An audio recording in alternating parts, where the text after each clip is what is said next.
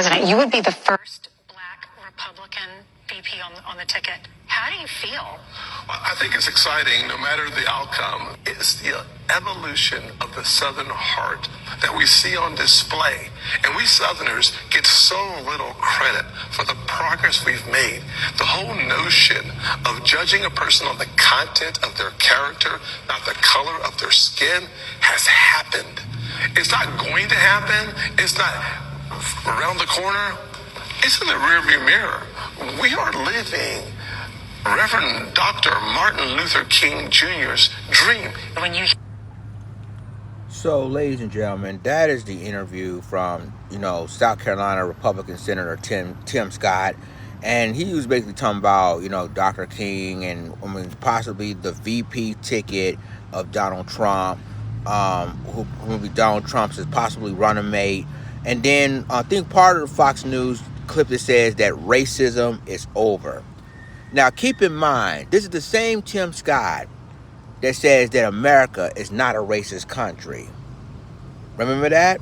When he said that America is not a racist country, America, he explains that, he got stopped by police, and basically that he's always been victimized in racism. The thing with Tim Scott, though, is that everybody knows what kind of man he is, right? He's trying to tell the world, well, we ain't this is not a racist country, and racism is over. We basically got everybody together, black, white, blah, blah, blah, blah. But Tim Scott basically has to understand that there's still police-involved shootings. They killing black people higher than ever before. They basically, and again, you got, he basically ignore a lot of stuff that's happening when it comes to black people in America, right? When it comes to police-involved shootings, when it comes to reparations, when it comes to, passing the anti-black hate crime bill. See, he should have done all of this. If you want people to support you, then support reparations. Support, go to the Congress to pass the anti-black hate crime bill. He's not going to do that. He want to do what's best for himself. He want to do what's best for his own party. He want to do what's best for the Republican Party, which we all know that Republicans don't give a care about blacks, but it is what it is, right? And since now Donald Trump needs a running mate, and we don't know about Joe Biden. There's been talk of Joe Biden trying to be replaced as a Democratic ticket because of his health situation. Anything could have happened, right? But keep in mind, what Tim Scott failed to realize is that racism is here to stay, right? And you say in other words, on Fox News, that racism is over. You quote Dr. Martin Luther King. Well, it's not about the color of their skin, but the content of the character, But yet you is blind enough to see a lot of racism in this country. There's still lynchings happening. There's still police-involved shootings at a higher rate among black people happening.